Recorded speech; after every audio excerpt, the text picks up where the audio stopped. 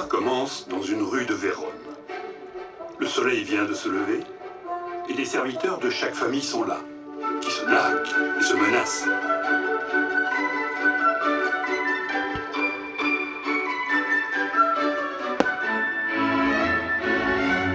Ils sont bien vite rejoints par nos héros. À droite, Benvolio tire son épée et réclame la paix en les traitant d'imbéciles. À gauche, Tybalt le guerrier répond: l'épée au poing, tu parles de paix? Je hais ce mot, comme je hais tous les Montaigu. Et la bagarre, ah bah les Capulet, ah bah les Montaigu. Et même les vieux chefs de chaque camp débarquent en robe de chambre, épée à la main, prêts à en découdre.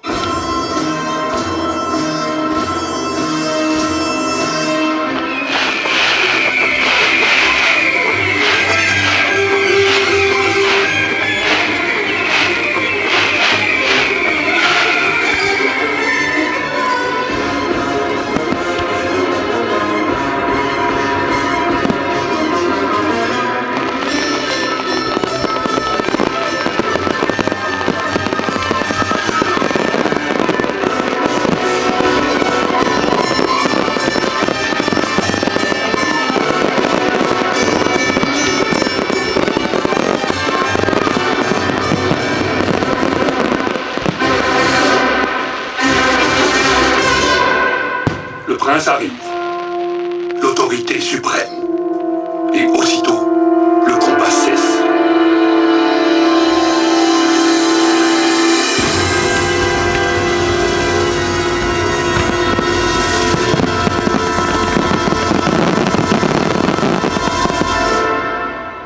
Sujet rebelle, ennemi de la paix qui ne savait éteindre les flammes de votre rage que par le flot écarlate qui jaillit de vos veines.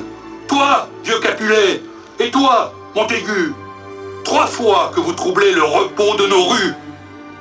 Si la cité est encore perturbée, vous le paierez de vos vies. Mais pour cette fois, que tout le monde se retire.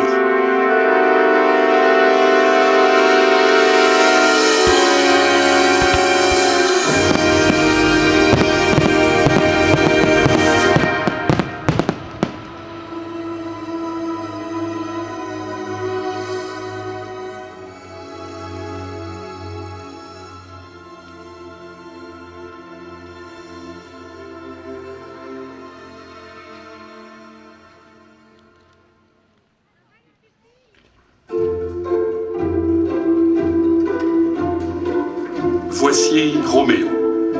Il semble triste et fatigué. Il demande à Benvolio: qui s'est battu ici? Non, va, ne me dis rien car j'ai tout entendu. Tout ici n'est que haine, et plus encore amour. Une haine amoureuse. Benvolio, mon cousin, je te le dis sans rire, j'aime une femme. Elle est riche en beauté, elle est belle, elle est sage. Elle est trop sagement belle pour mériter le ciel en faisant la rebelle. Cette femme, c'est Rosaline, et elle a fait vœu de chasteté.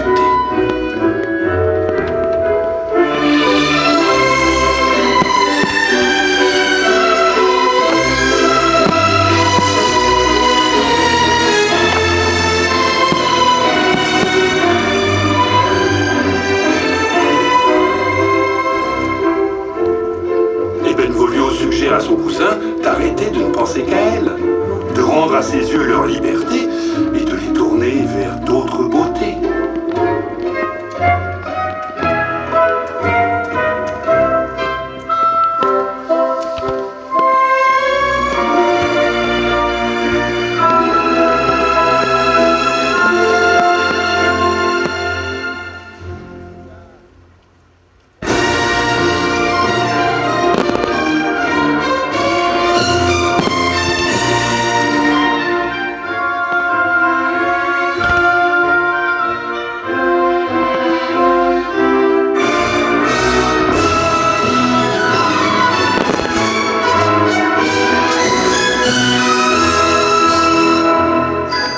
De bal chez les Capulet.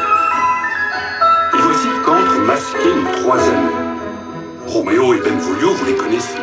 Et leur ami de la haute société, Mercutio. Ils ont pour projet de faire irruption à la fête. Mais Roméo a fait un rêve. Il a un mauvais pressentiment. Alors on l'encourage, on se moque de lui gentiment. Mercutio lui dit qu'à coup sûr, c'est la petite fée, la reine Mab, qui a dû le visiter. Celle qui frôle le nez des dormeurs.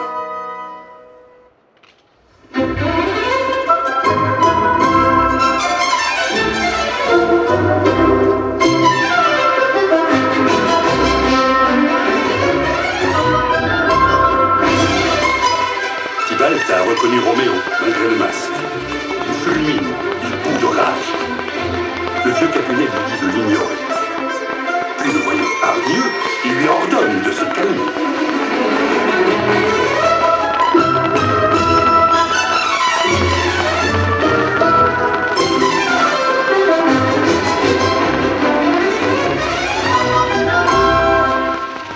Il faut dire que Capulet compte sur cette fête pour que sa fille Juliette fasse la rencontre de Paris. Juliette est encore bien jeune, mais si elle se laisse séduire par monsieur le comte Paris, c'est un mariage du plus haut intérêt pour leur famille. Hors de question qu'un petit insolent fasse tout rater.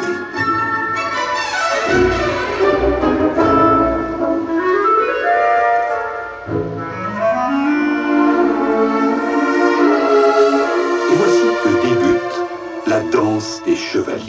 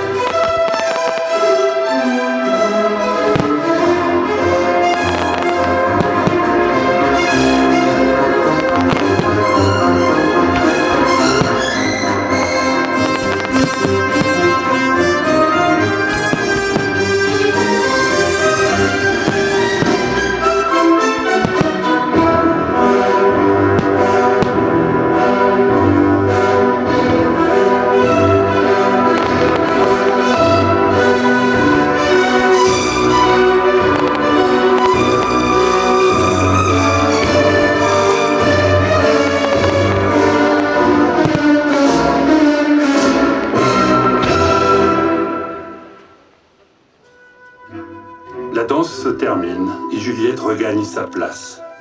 Roméo est là, lui prend la main avec douceur et puis s'arrête. Si je profane avec ma main et ma passion vos doigts de sainte, eh bien, pardonnez. Je m'incline et, comme à Compostelle, mes lèvres pèlerines embrasseront vos doigts pour corriger l'affront. Eh bien, bon pèlerin, ne soyez pas injuste. Votre main est courtoise autant que votre bouche, et les saints ont des mains que les pèlerins touchent, là. Paume contre paume, c'est le baiser du juste. Ont-elles, comme nous, une bouche et des lèvres? Bien sûr, elles en ont. Pour prier. La fièvre est absente des seins. Serrez mes mains sans crainte. Mes lèvres envient à nos mains leur étreinte. Même, exaucant les vœux, une sainte est de pierre. Reste ainsi, que je goûte au fruit de la prière. Et Roméo l'embrasse, et puis la remercie de l'avoir purgé d'un péché. Le péché passe alors en celle qui vous l'ôte. Inexcusable, rends-le-moi, c'est ma faute. Et il l'embrasse encore.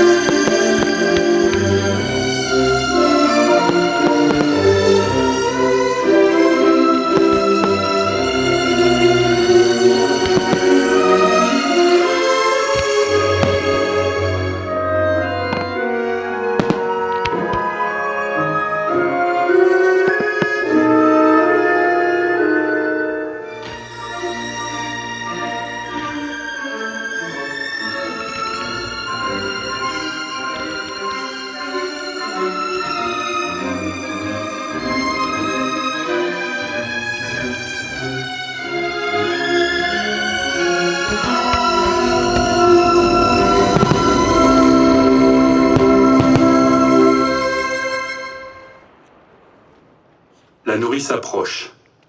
Elle annonce que Capulet a un mot à dire à sa fille. Roméo est sous le choc. Juliette, la fille de Capulet.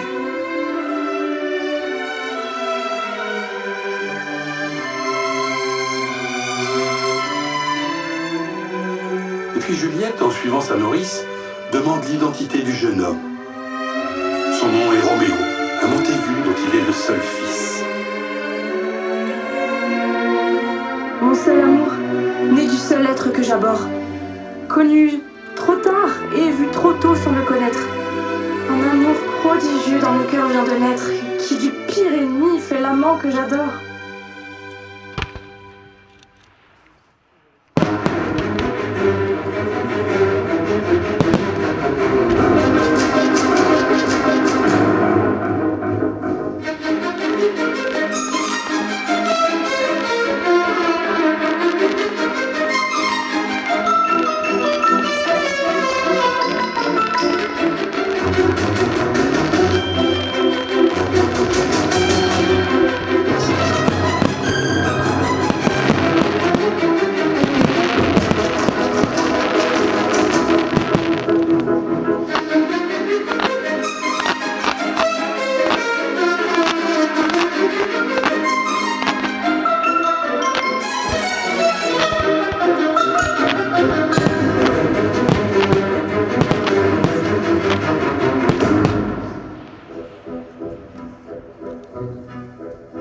Le trio s'enfuit de la fête. Roméo escalade le mur.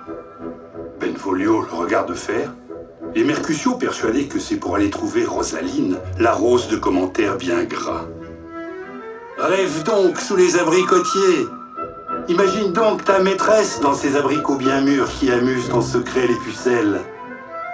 Que n'est-elle un abricot ouvert, et toi une longue poire? Mais ça c'est parler de fruits. Bonne nuit, Roméo. Moi, je décampe. Au lit.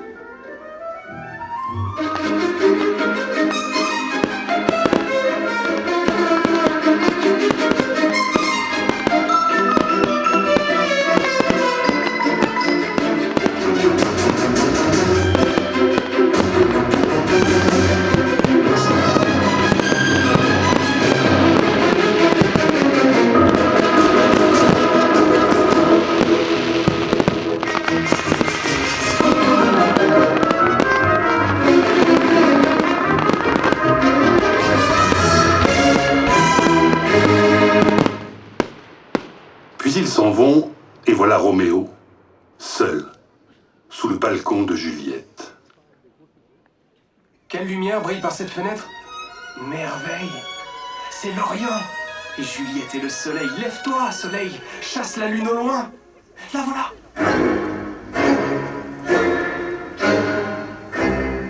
Elle, qui rendrait les astres jaloux, appuyant son visage sur sa main.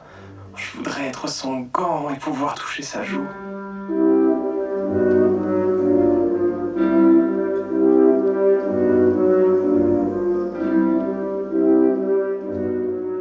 Hélas. Oh, Roméo. Roméo.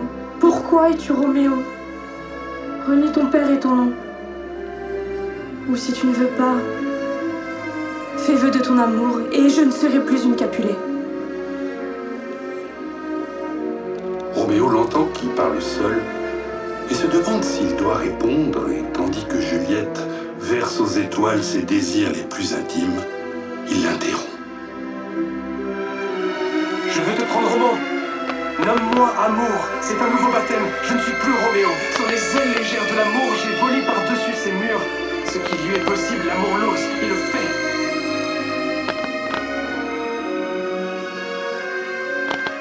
Juliette est saisie. Cette voix, c'est lui. Roméo? C'est toi? Pourquoi es-tu venu? Si mes parents te voient, ils te tueront. Et sa nourrice l'appelle encore, et elle lui répond. Et la voilà qui danse entre sa chambre et le balcon pour profiter de chaque seconde, en risquant à tout moment qu'on les surprenne.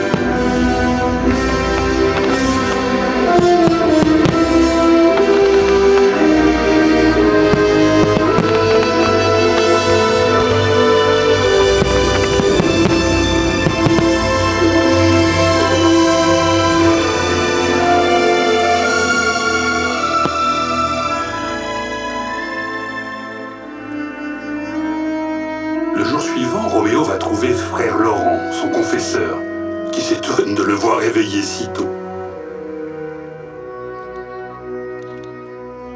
Vu sa mine heureuse, il lui demande en fronçant les sourcils s'il n'était pas chez Rosaline. J'ai oublié ce nom. J'étais à la fête chez les Capulet.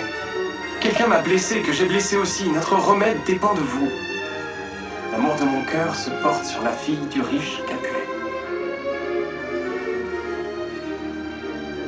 Et Rosaline, pour qui tu avais tant de passion? Eh bien, décidément, l'amour des jeunes tient bien plus au regard qu'aux sentiments.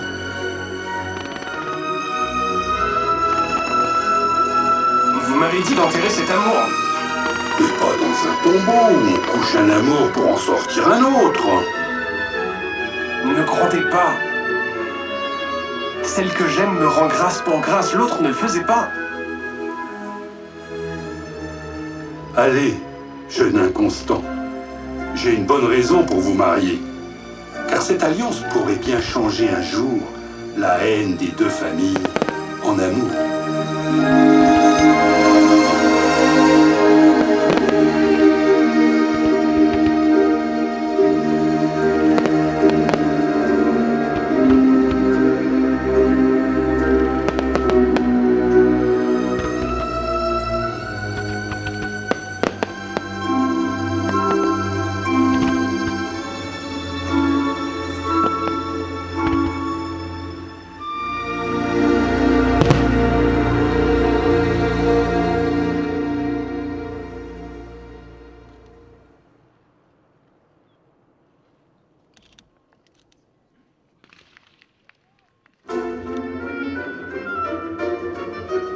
Et revoici nos trois amis, Roméo et Benvolio, écoutant Mercutio qui déblatère des paillardises.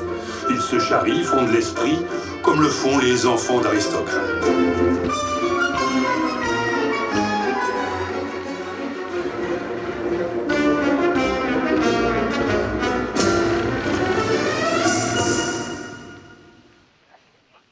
La nourrice arrive.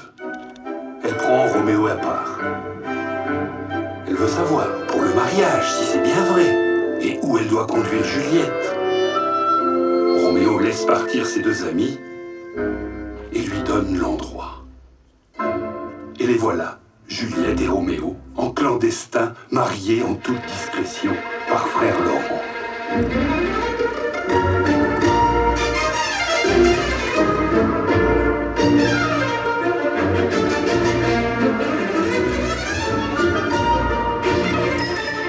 Aimez-vous, jeunes gens, aimez-vous modérément, comme le font les amours qui durent longtemps.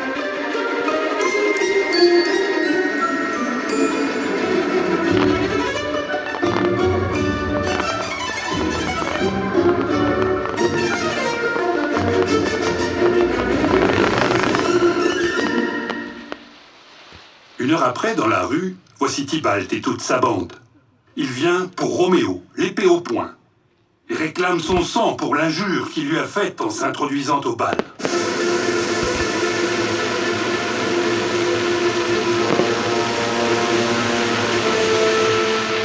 Je proteste. Jamais je ne t'ai fait injure et je t'aime. À un degré que tu ne peux imaginer. Le sang de Mercutio ne fait qu'un tour. Il trouve cette soumission abjecte et ce calme déshonorant. Il dégaine.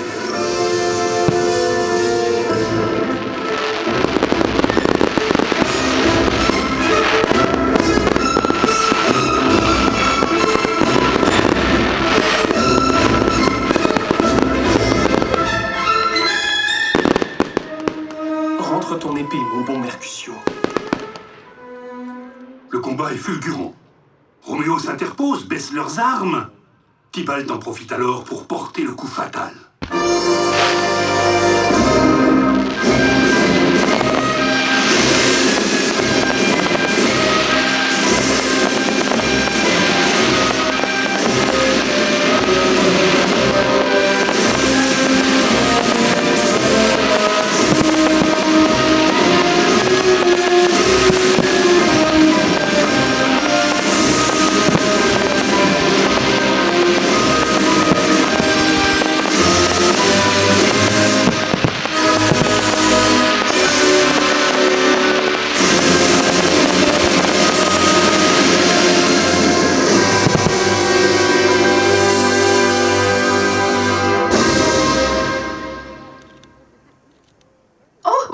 la nourrice. Toute voix qui prononce le nom de Roméo est suave et divine.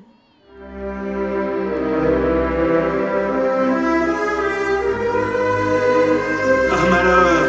Il est mort! Il est mort! Il est mort! Tout est perdu, madame! Tout est perdu pour nous! Hélas, il est tué! Il n'est plus! Il est mort!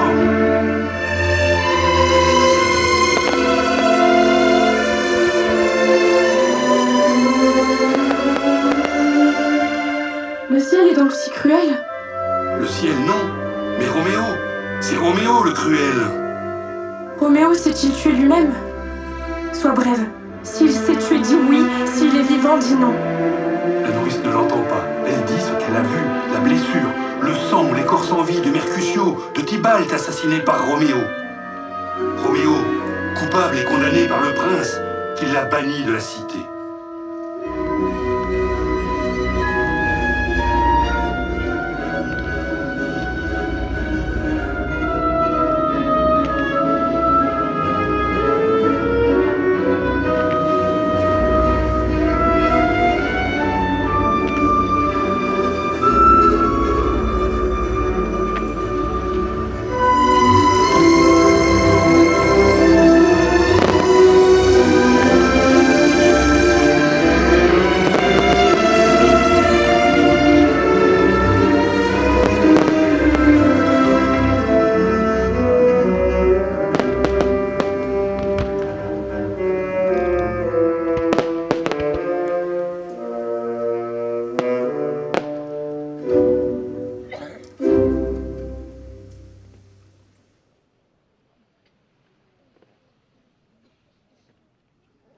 Pourquoi méchant me tuer mon cousin? Mais ce méchant cousin eût tué mon mari. Arrière, sotte larme, regagnez votre source. Tybalt est mort qui voulut tuer mon époux. C'est une heureuse issue. Alors pourquoi ces larmes? C'est qu'un mot plus cruel encore que la mort de Tybalt m'a poignardé. Banni. Roméo est banni. Veuve, sitôt mariée, vierge, il me faut mourir.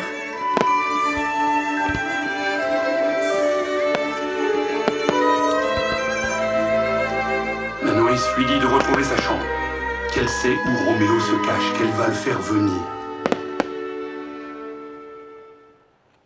Caché chez frère Laurent, Roméo est au supplice. Par sa faute, Mercutio a été tué, et par sa main, Tybalt est mort. La nourrice vient le trouver, lui dit combien Juliette est dévastée. Roméo n'y tient plus et tente de se poignarder, mais elle l'arrête et le désarme. Alors frère Laurent le sermonne, lui intime de se ressaisir, et lui donne le début du plan. Se rendre à Mantoue, être patient, et revenir plus tard quand tout sera apaisé. Mais ce qu'ils ignorent, c'est qu'au même instant, le vieux Capulet promet sa fille au comte Paris. Puisqu'elle pleure son cousin dans sa chambre, il se risque à parler pour elle et promet au comte qu'elle fera comme il dit.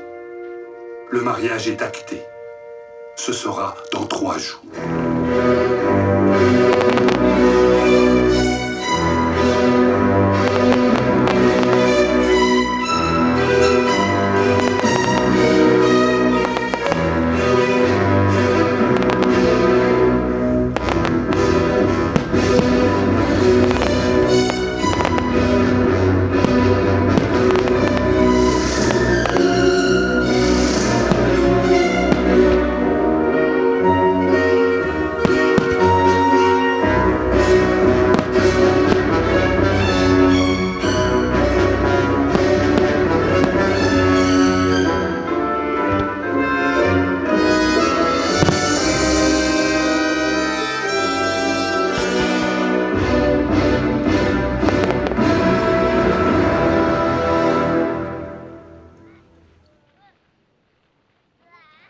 Au petit matin, les amants échangent leurs adieux.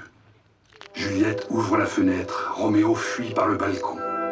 Et avec la lueur du jour arrive le vieux Capulet, qui annonce à Juliette la bonne nouvelle. Dans 3 jours, Paris sera son mari. Quoi? Pourquoi vouloir me marier si tôt? Avant que celui qui serait mon mari m'ait fait la cour? Je ne serai pas en repos tant que Roméo, que je ne l'aurai pas revu, mort. Je vous en prie, je ne veux pas. Et si je devais me marier, je préférerais Roméo que je hais, vous le savez, plutôt qu'avec Paris.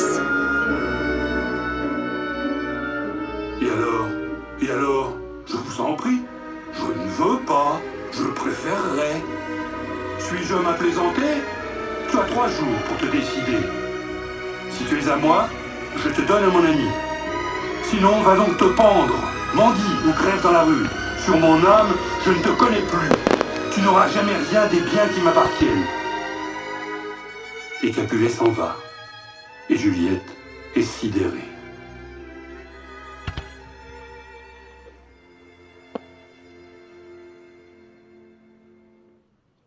Juliette trouve frère Laurent et lui annonce la nouvelle, le mariage avec Paris. Elle le supplie de l'aider à s'en sortir. Ordonne-moi de m'élancer du haut de cette tour. Enferme-moi dans l'ossuaire. Je le ferai sans crainte pour ne pas trahir mon époux.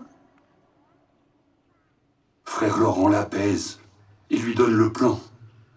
Demain soir, à la veille du mariage, elle boira cette fiole qui la fera passer pour morte. Alors dans le caveau, Roméo viendra la prendre et ils pourront fuir tous deux pour Mantoue. Roméo sera mis au courant du plan par un courrier. Juliette saisit la fiole et va trouver ses parents, à qui elle annonce accepter son sort et le mariage avec Paris. Le vieux Capulet est ravi, lui dit d'aller choisir sa robe, et dans un élan d'enthousiasme annonce qu'on les mariera dès demain. Alors elle obéit, trouve sa robe, s'allonge, et le sang gelé de terreur, invoquant la clémence du ciel, se prépare à boire la potion.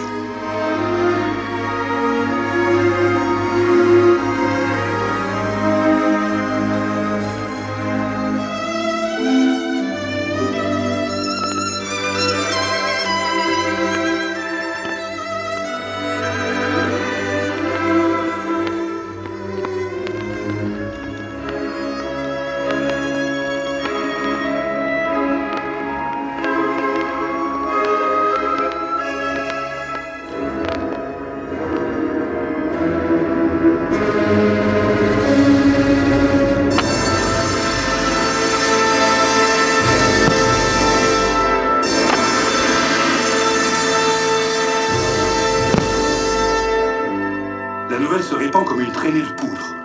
Juliette a rejoint les anges. Et jusqu'à Mantoue, on le fait dire. Roméo l'apprend d'un serviteur, qui lui annonce à la fois la mort et le mariage avec le comte que Juliette aurait accepté. Roméo refuse d'y croire, demande si on lui a fait parvenir un courrier, une lettre, quelque chose. Mais rien. Le courrier que frère Laurent aurait dû lui faire parvenir a été bloqué au chemin. Roméo trouve un apothicaire, offre son or pour un poison létal qu'on doit boire d'une traite des fils au tombeau de Juliette. Où l'attend Paris, son rival, qui le traite de scélérat et lui ordonne de se rendre. Je t'en supplie, Paris, ne nous pousse pas à la fureur. Il va-t'en. Paris dégaine son épée, le caveau résonne du fracas des lames, et puis du cri d'agonie du comte. Je supplie Roméo d'être miséricordieux et d'allonger son corps près de celui de Juliette.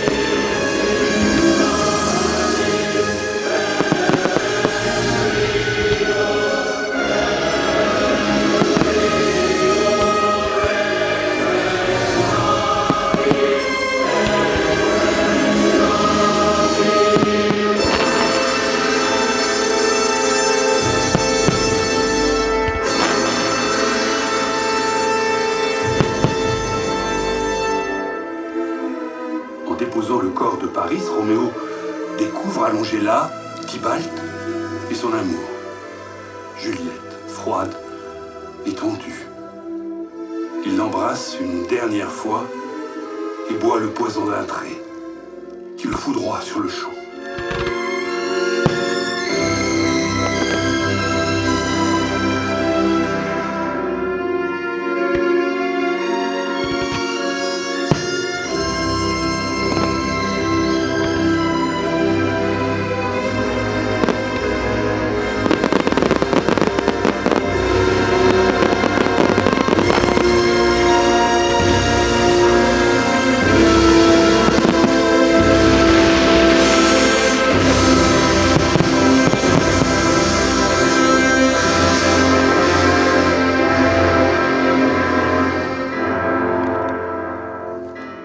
Au son de son crâne sur la pierre, Juliette s'éveille, embrumée.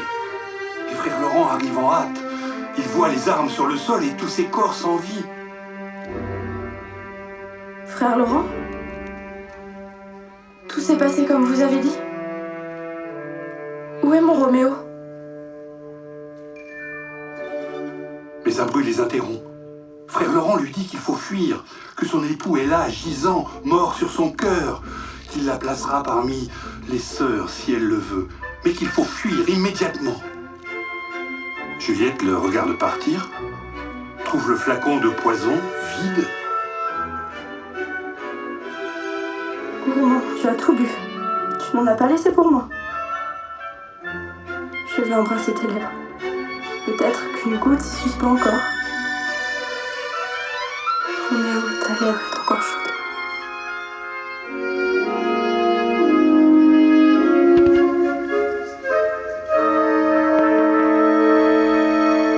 Le bruit des gardes qui s'approchent la précipite.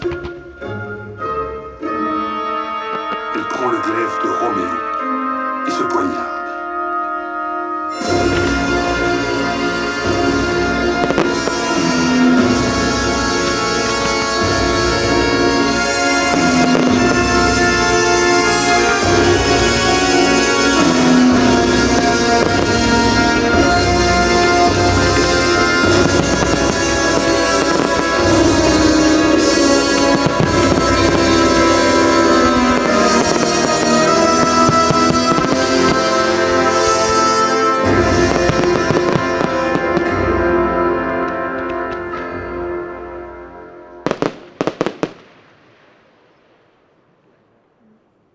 Bientôt, près du caveau, c'est toute la ville qu'on réunit.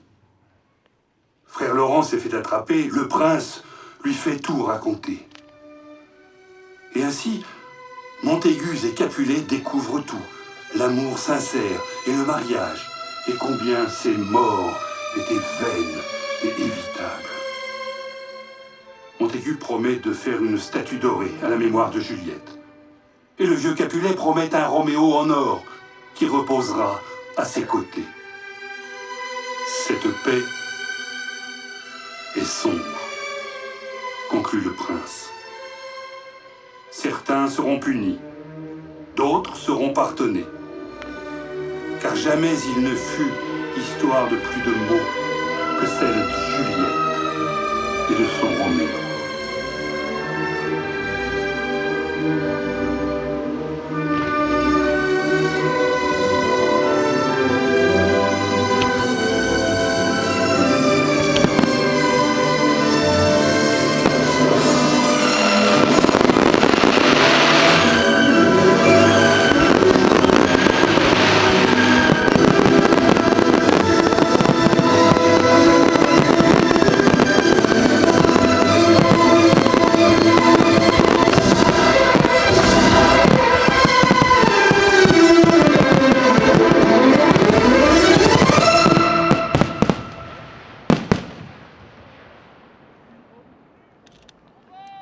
Au dernier mot de Shakespeare succède un long silence. La tragédie s'achève, l'histoire est terminée. C'est peut-être pour les comédiens le moment le plus important. Car il reste encore un rôle à jouer pour que la peines s'épanouissent en joie, pour que les sourires reviennent, pour que les protagonistes viennent saluer. C'est le rôle du public, le vôtre maintenant. Et alors, retentissent vos